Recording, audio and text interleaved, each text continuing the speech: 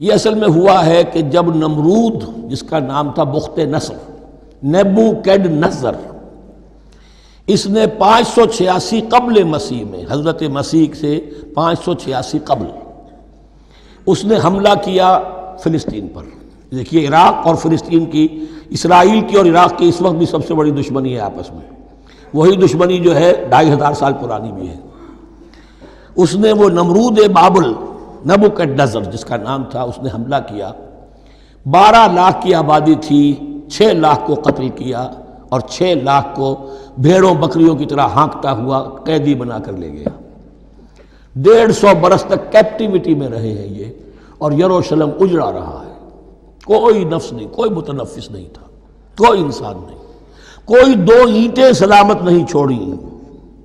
اسی وقت وہ ہیکل سلیمانی جو ہے وہ شہید کیا گیا۔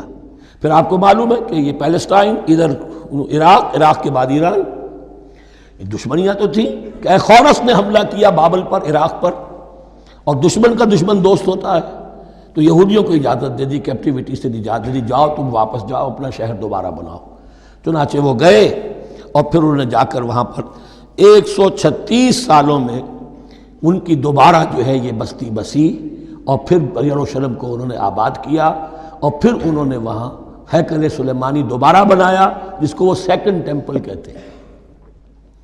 وہ سن 70 عیسوی میں ٹائٹس رومن جنرل کے ہاتھوں تباہ ہوا تھا، جو اب تک تباہ ہوا پڑا ہے۔ 1927 برس سے ان کا کعبہ زمیں بوس ہے، یہ نوٹ کر لیجئے اس بات کو۔ اسی لیے آگ لگی ہوئی آج دنیا بھر کے یہودیوں کے دلوں میں۔ اب تو ہماری حکومت ہے وہاں پر، ہم اپنا یہ جو بھی کچھ یہاں پر اس احاطے میں بنا دیا گیا ہے، اس سب کو ختم کریں گے اور اپنا ہیکل سلیمانی بنائیں گے۔ اس کے بلو پرنٹس بن چکے ہیں، نقشے بن چکے ہیں، ہر چیز تیار ہے۔ بس کسی دن کوئی ایک دھماکہ ہوگا، کوئی بم جو ہے کہیں پر پلانٹ کیا جائے گا، خبر آ جائے گی کہ کسی فینیٹک نے کہیں وہاں پر جا کر رکھ دیا، جیسے ایک فینیٹک گیا تھا مسجد الخلیل میں اور 70 مسلمانوں کو شہید کر کے خود بھی اس نے خودکشی کر لی تھی، اور ڈاکٹر تھا، امریکن ڈاکٹر گولڈسٹین۔ اسی طریقے کا کوئی فینیٹک جائے گا اور وہ اس کو گرا دے گا، پھر کہیں گے جب یہ گر ہی گیا ہے، جیسے مسجد ایودھیا کا معاملہ ہے، اب گر گئی ہے تو بھائی ہمیں رام مندر بنانے دو، کاہے کو تم اب یہ مسجد کاہے کو بناتے ہو، وہ ہوگا۔ اور یہ میں سمجھتا ہوں کہ چند ہفتوں کی یا چند مہینوں کی بات ہے۔